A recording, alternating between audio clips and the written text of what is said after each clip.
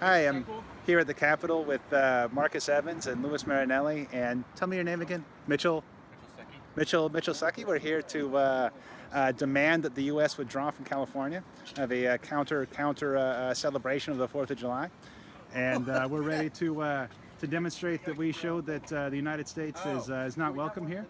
And now I'd like to try to get Marcus to talk a little bit about what the motivation is for being here. Hi, I'm Marcus Ruiz Evans with Yes California, the Calexit independence movement. I've been here since, we've been doing this since 2011. Actually, the organization got started in February 2014, opposing Tim Draper, and you're going to lose again, Draper. We beat you the first time. We're on Ballotopedia as one of 2 organizations opposing you, and we're against you this time. And we just released a mass email to 120,000 people on email, our followers. And what we talked about was that here's July 4th. We're in front of the Capitol, behind this banner, and a lot of people are around here celebrating independence, but what exactly are they celebrating? California is an occupied territory by the United States. Half of California is owned by the federal government. For most of America, the average state is only 10% owned by federal property. So the federal government only owns 10% of each state on average. In California, it's 50%. There's only a few states that operate that way. That's something that happens in an occupation. And then when you look at the military presence, there's more square foot military presence in California than any state anywhere in America, period. So why is it that half of California is occupied and owned by the federal government when the average U.S. state doesn't have to put up with that? And why is it that we have more military bases and more military soldiers stationed here than anywhere else in America by far?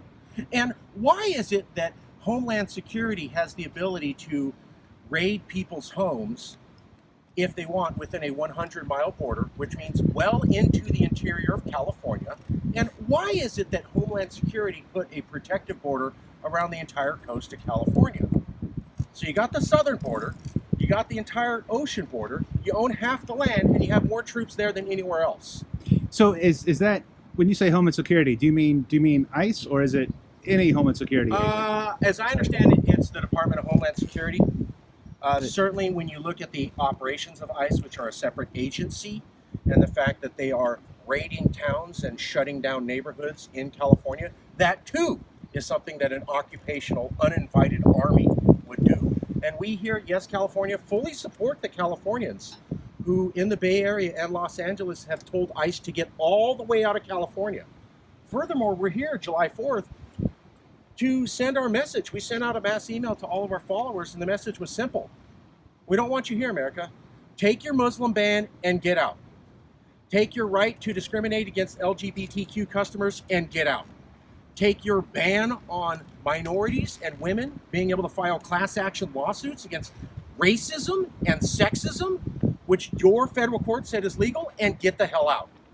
Take your decision that you made a few years ago when Obama was president that said that, yes, police can arrest people and question them based upon the color of their skin, and it's perfectly okay for Arizona and anywhere else in America to racially profile. Yes, that is federal law, and yes, that was before Trump. Take that and get the hell out. You don't represent California values. We don't want that stuff here. We know what you're doing. Our governor's already called you out. We've been fighting with the federal government when Obama was around. Now the fight's just gone into the professional class with Trump. Don't need you, don't need your laws, don't want your laws, don't want your enforcement. Get out. Happy 4th of July.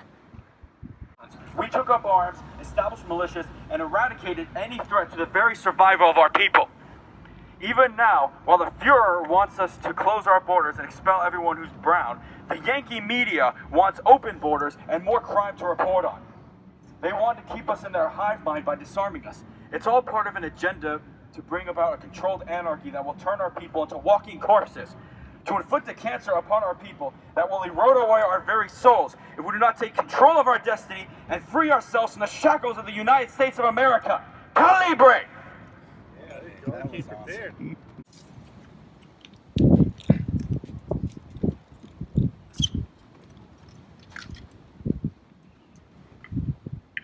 The economic situation in the United States has reached a point where the richest 3 people in the country have more wealth than the lowest 50% of wage earners. This is not a sustainable situation.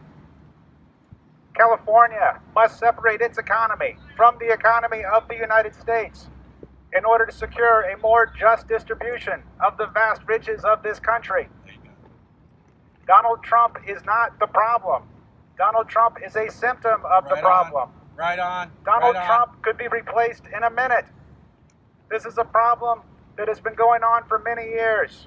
It got much worse under Reagan, much worse under Bush, and now is becoming much worse under Trump. This is not a new problem. This is not something that we can endure for 3 years and then install another corporate Democrat and expect them to fix it. The economy requires structural changes in order to avoid an uprising of the poor and working class. This cannot be done in coordination with the United States. California is the 5th largest economy in the world. We absolutely can function independently. We can make our own trade deals. We can have our own currency. We can have our own bank. We are not dependent on the United States.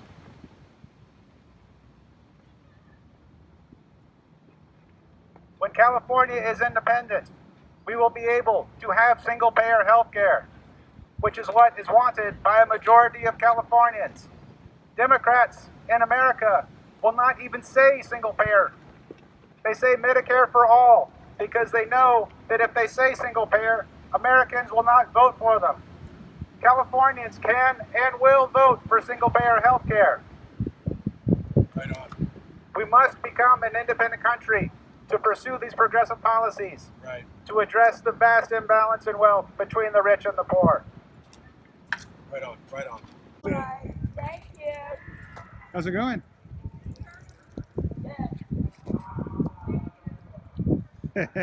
It's a lot of flags there. Where are you from?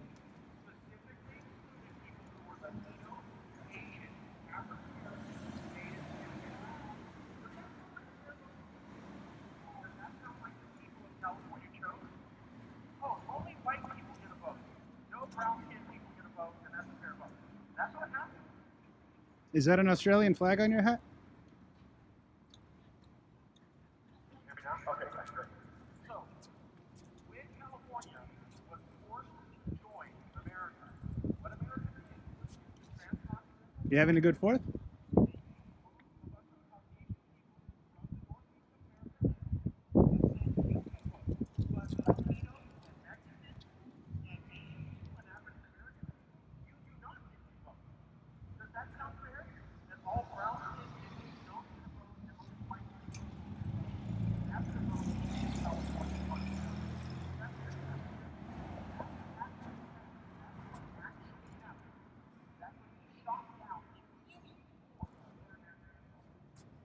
I just want to get a picture of your flag, if that's all right. So can I ask you a question? I see here you have the American flag, you have the French flag, and then it says Victoria, and on your hat you have the Australian flag. That's it's very nationalistic of you.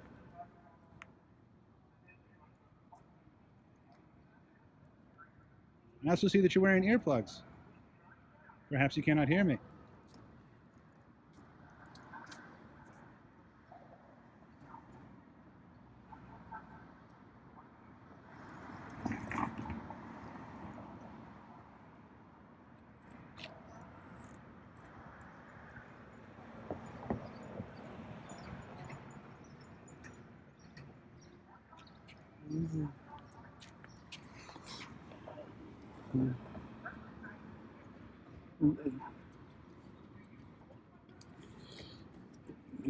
You want me to push the button? Okay, I'll push the button.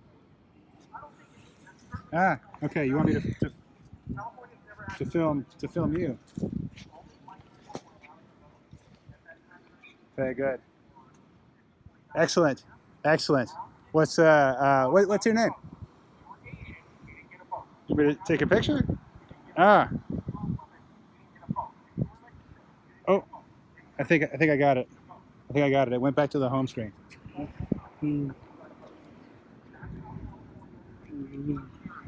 I did it again. Sorry, I did it again. I don't know what I'm doing. Raised the American flag up. And that was the first Fourth of July. That was days after that. Of distress. So Marcus, I was watching the news last night and I saw Alexandria Ocasio-Cortez speaking, and one of the points that she was making was that Homeland Security and ICE and the Patriot Act are all very new. They've only been around since 2003.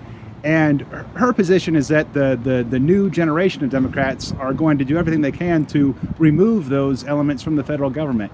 If they were successful, would you still be advocating for independence? Yes. So I agree with Miss Cortez. Orale, I like seeing Latinos rise up. Awesome work to you, been following you. But you're wrong. If you're trying to say that this will alleviate the need for California to need to leave America. So Homeland Security, ICE, and what was the other one? The Patriot Act. The Patriot Act, they are all very new. They're all post 9/11, 2001. They were part of the re-rigging of the federal government. So that's true. However, even if you didn't have those things, you're acting like everything was perfect before 2000. So America wasn't an imperial empire, blowing up countries, causing destruction, upsetting entire swaths of the globe, using our money to do that in wars that Californians don't support. That was already going on. Additionally, our foreign trade has been held back because of the federal government. Global California is a book that inspired me to write my book. And what it was a professor saying, hey, California is internationally linked to the global economy, vastly beyond America. And because of that, Californians are ready to make trade deals and sell billions of dollars in products, or hundreds of billion, and then we have to go to the federal government and wait 10 years while they figure out if it's a good idea. That doesn't get fixed removing ICE or Homeland Security. Yeah. So let me just clarify. Ocasio-Cortez was not speaking about California at all. She was talking about the problems with ICE in particular, and I'm speaking more to people who think that it's possible to compromise with the U.S. who might support the idea of Californian autonomy but aren't ready to seek independence yet, who think there's still a chance of working things out with the U.S. So that idea is garbage. America is far beyond being fixed. Homeland Security and ICE and the way that they operate are just names for organizations. It is the people who said you can now spy on everyone in your population. You can consider everyone in your population a potential threat. You can destroy parts of the Bill of Rights without really educating the public on it and just secretly do it. You can smile to their faces and take away more of their rights and spy on them. This is still the same country that said it's okay to invade countries in violation of international law, and if you just feel about it, and if you kill 500,000 civilians, so what? Who cares? That doesn't change because these organizations are gone. The American culture is one that said it's okay to do these things. It's okay to round up people. It's okay to spy on them. It's okay to treat the CIA as a domestic agency. It's okay to invade foreign countries. You get rid of those organizations, did you actually change the culture? Or did you just do some surface cosmetic surgery? The culture hasn't changed. America's been moving towards this. One of my favorite things to point out is that before Donald Trump got to be elected as America's choice for president, you had a 300% increase in Latino hate crimes in America the year before, 2015. Nobody heard about them at that time. They weren't taking them seriously. 300% increase in hate crimes against Latinos before Trump. You also had 2 Miss America candidates who were brown-skinned, and the news in America talked about how Twitter exploded the moment they were crowned Miss America, because people from America were saying, get the hell out, you Muslim piece of shit. That Trump didn't make those people do that. So again, you remove a couple agencies. That's nice, looks good. Did you actually change the culture of America? I don't think so. I don't think it's an accident that California values are bumping head up into America values. America values have been going this way for 20, 30 years. They're on a certain trajectory. We're on the opposite trajectory. We do not believe with their stuff. And let's consider this. 51%, 51%, 51%, 51%, 51% of America outside of California said Donald Trump's our guy. That's after he said grab them by the you-know-what and all Mexicans are rapists. A majority of Americans outside of California said that's our guy. Harvard University last week, this is almost 2 years into this where he's been president, just showed 47% approval for Donald Trump. Harvard University last week, after everything we know, 47% of American voters approve of Donald Trump, 46% approve of his handling on immigration. Now, you pull the California percent out of that poll, it's about 13%. That jumps up to 52% of Americans last week just said Donald Trump's their guy. That's the same percent that elected him 2.5 or whatever, the right time frame in the past. America didn't learn. We like racism, we like a sexist, let's elect him. That's what they said a while back. That's what they're saying again. The guy's popularity's gone back up. And I was talking to a reporter last night and I go, do you remember this guy called George W. Bush? Yeah, he lied to the international community, lied to Americans on their face, violated international law, got America in a war it didn't need to be in, which was illegal, destroyed America's reputation, and after the American people knew about that, he got reelected. By the way, Donald Trump's support is now higher than at least 1 month pre-election for George W. Bush. So now, George W. Bush had a dip about 46, 47% and then won re-election. Trump's there now too. We've seen Americans make stupid decisions and then back it up by redoing that stupid decision. So they apparently are okay with violating international law, killing brown people and discriminating against brown people. This is the second American president that they've done it with. The polls speak the truth. Okay.